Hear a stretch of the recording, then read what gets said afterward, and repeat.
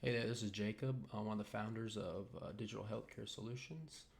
Today, I'm just going to be showing you how to register your fax number under the Clinic Connect settings. So, right here, we're under Settings and we're under Clinic Connect tab. The first step is you want to go ahead and make sure that you have this information filled out. I don't have it filled out for this test account here, but if you want to, you can go ahead and hit Edit Clinic Settings. It'll take you to the page where you can edit those. So go ahead and hit Next. Next, we'll decide if we have a current fax number, if we want to buy a new fax number, or if we want to submit a port request for our current fax number. So I'll go ahead and walk through the steps of the purchasing a fax number because it is a little simpler.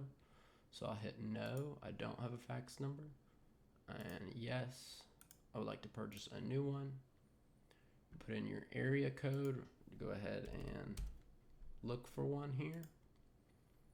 Then we'll just select wherever we want a number that we like, preferably one that's in our city. So I'll just click a random one here. Then this basically is asking you to confirm that you are purchasing this fax number. If you did go ahead and hit submit, that's all you'd have to do. You'd immediately be able to start sending and receiving faxes. We are going to go back and change this though. And I'm going to go ahead and put yes, I do have a fax number. So then you are asked if you would like to port your fax number to Clinic Connect. You could say yes. Go ahead and enter your fax number in here.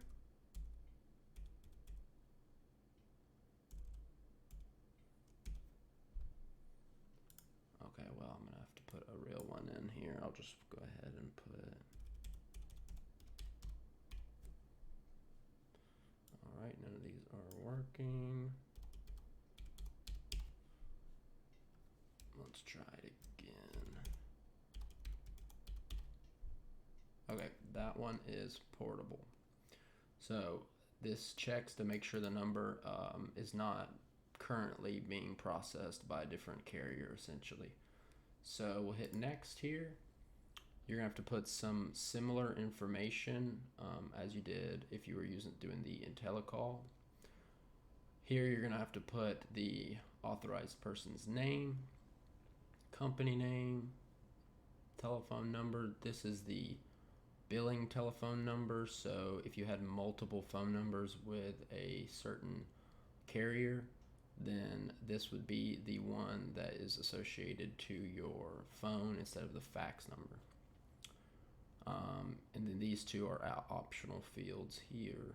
If you just have a fax number with the existing carrier, then go ahead and select full.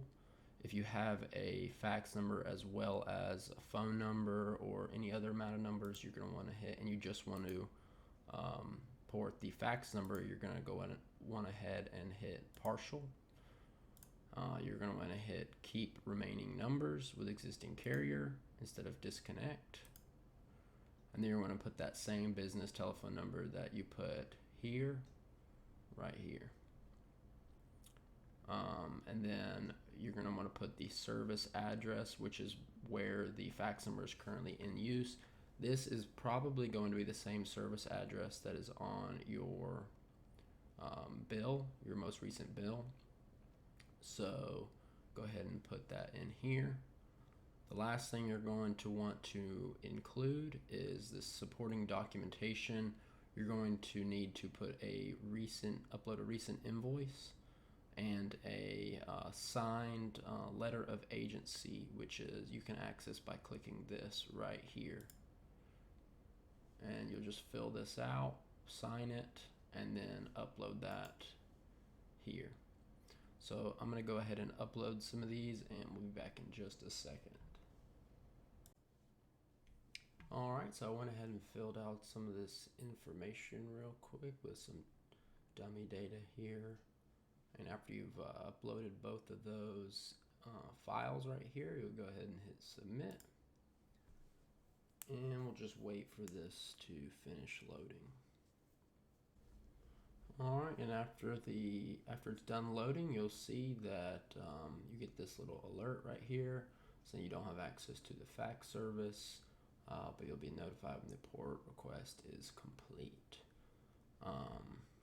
You can see right here that it's in process, your uploaded documents, and then if for some reason the port request, the carrier denies the port request and you need to upload a new LOA, then you can access that right here. And that's pretty much it. You should be able to now go over to this tab and you'll see that you have access to this fax tab right here.